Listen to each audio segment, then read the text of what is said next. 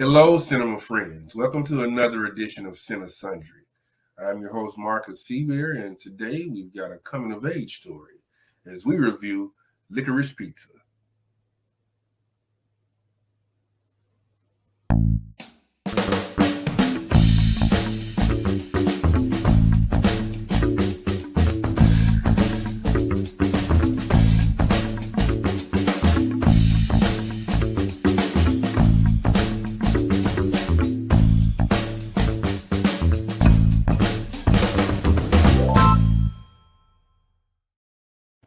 Okay, now before we get into our review of Licorice Pizza, let me remind you about our rating system.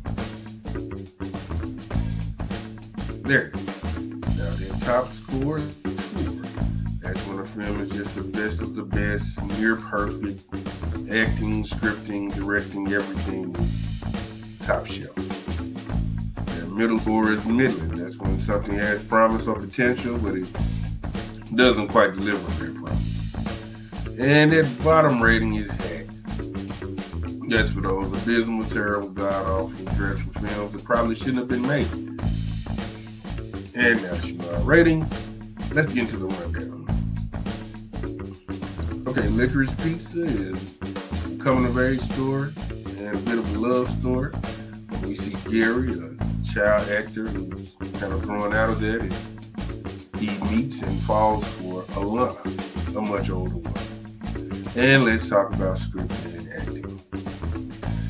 I actually thought the script was good until that third act. The third act just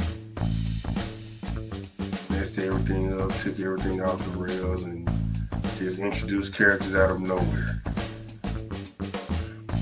But the acting was solid. First of all, we have Cooper Hoffman. Cooper Hoffman plays Gary.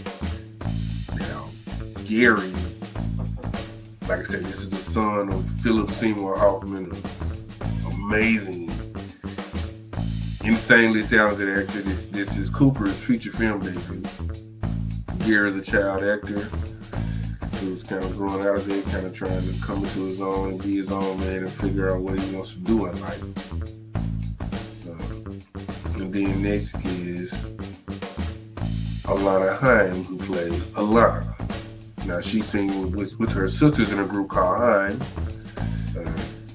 Alana's tough, ambitious, doesn't quite know her direction and what she wants to do with her life.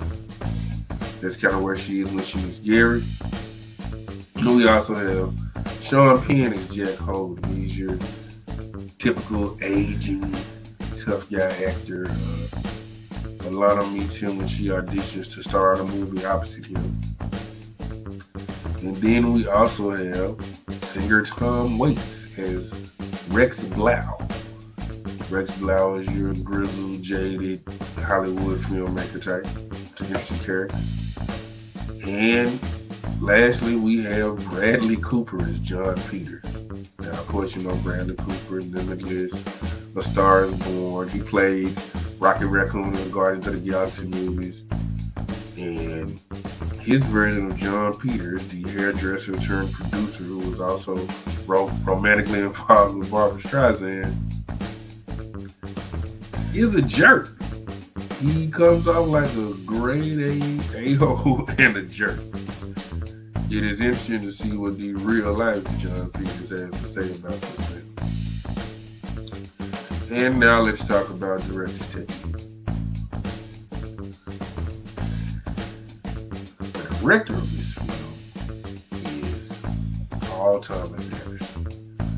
Now, Paul Thomas Anderson, he's directed films like Inherent Vice, Punch Drunk Love, Boogie Nights.